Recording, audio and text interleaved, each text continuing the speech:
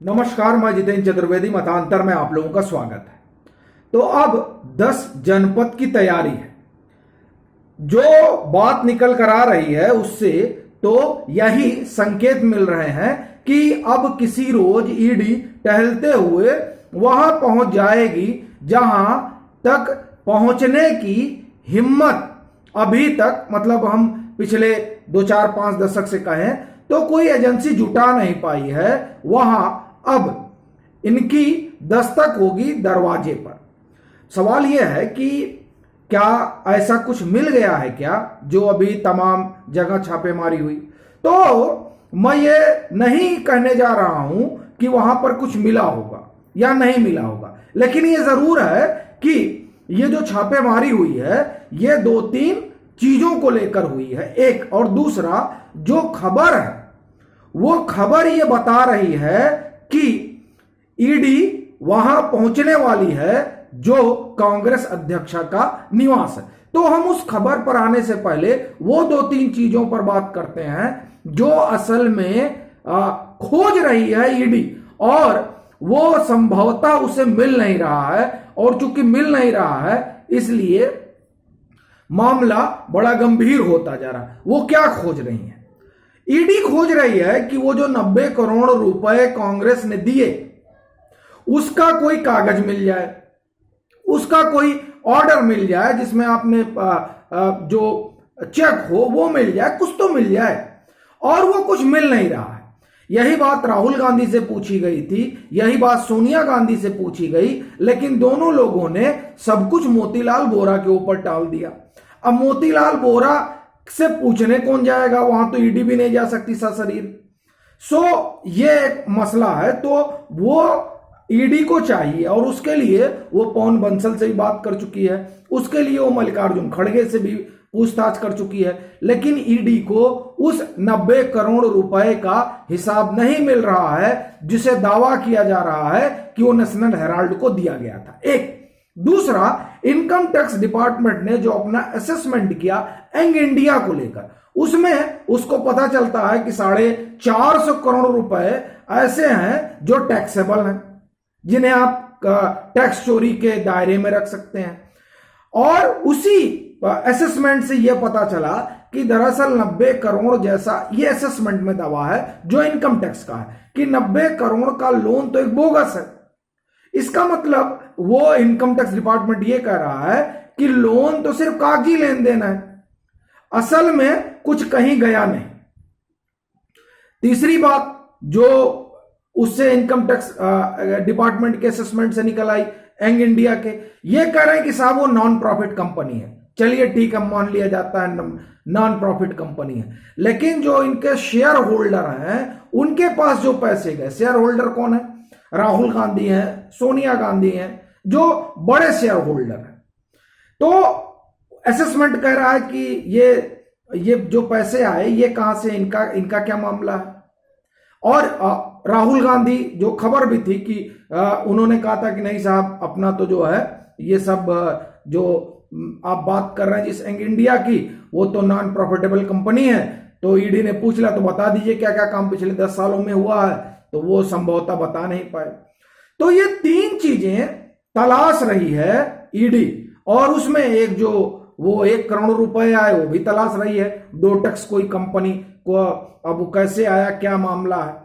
फिर बड़ी चीज यही है कि 5 लाख की कैपिटल वाले को 1 करोड़ किसने दे दिया और क्यों दे दिया, और फिर 5 लाख की कैपिटल वाली ने 50 लाख रुपए में हजारों की संपत्ति कैसे ले ली।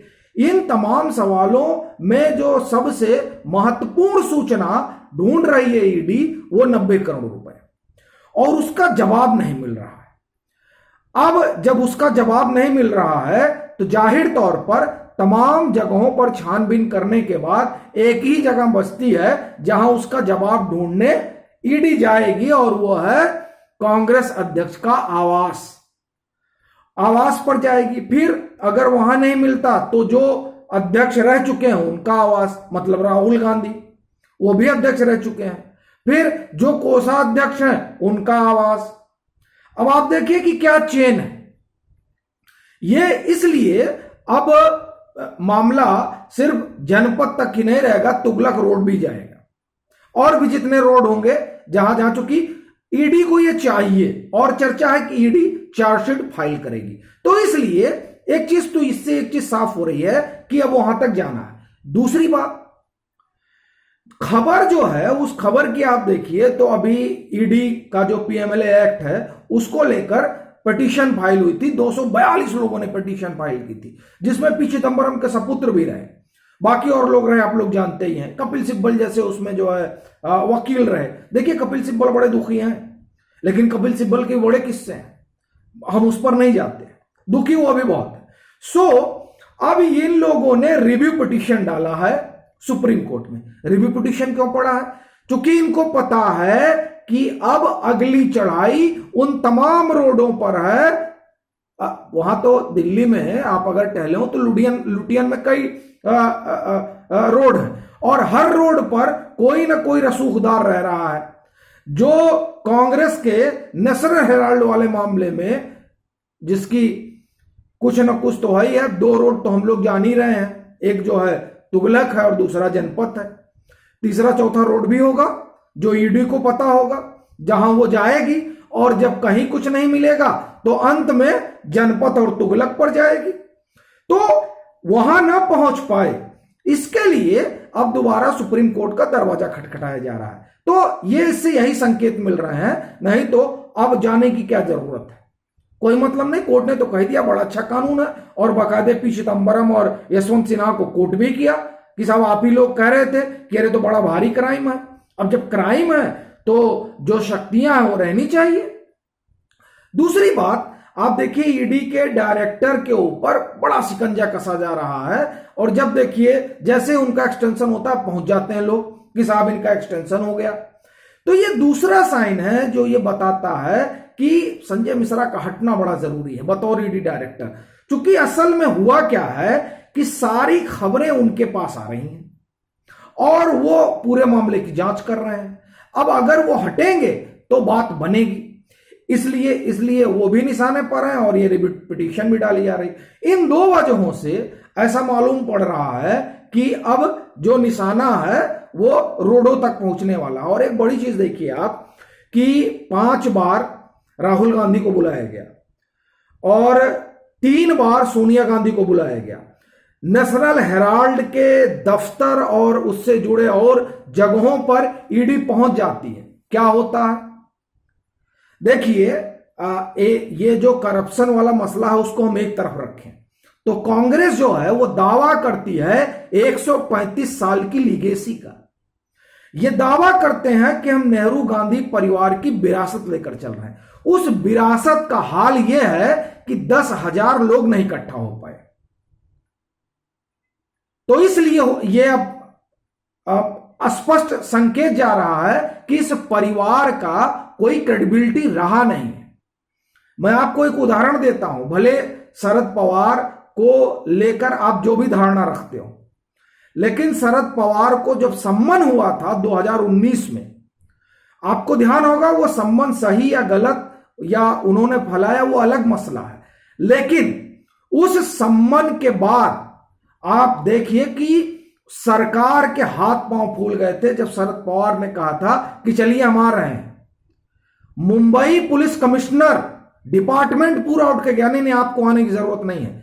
ये इसलिए नहीं कि लोग शरद पवार से डरते थे ना, मसला वो नहीं था, मसला ये था कि वो जो लाखों का हुजूम आ रहा था उसका डर था। और हुजूम ये बताता है कि उस नेता का अपना आधार, आज जो स्थिति है क्या है नहीं है, मैं उस पर चर्चा नहीं कर रहा हूं, मैं बात इस पर कर रहा हूं कि एक नेता का जो साख होता है अपने समर्थकों के बीच, वो साख भी नहीं रह गई। ये बड़ी चीज है कि ये बड़ी पॉलिटिकल घटना है।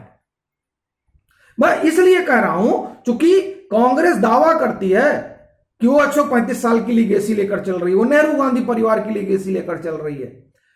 इंदिरा गांधी ने इमरजेंसी लगाई और उसके बाद जब जनता पार्टी की सरकार आई तो यह हुआ कि अब तो इंदिरा गांधी खत्म हो गई। लेकिन एक घटना ने यह बता दिया कि अभी कितना बड़ा उनका समर्थक वर्ग है और किस तरह का उनका अपना जनाधार है। लेकिन यहां देखिए 5 बार राहुल गांधी को बुलाया जाता है और 5,000 आदमी प्रदर्शन करने नहीं आते हैं। यह कांग्रेस की स्थिति है। तो ऐसी स्थिति में अब अगर ईडी जनपद तक पहुंच जा रही तो क्या मसला, कोई आएगा ही नहीं, क्या लेना देना है। और यह आप देखिए कि यहां जो कांग्रेस अध्यक्ष हैं उनके ऊपर ईडी का शिकंजा कसा जा रहा है और दूसरी तरफ कांग्रेस के लोग नाराज होकर अपना इधर उधर जा रहे हैं। डूबते जहाज में कौन बैठता है, कोई नहीं बैठता है, सब निकल के भाग रहे हैं।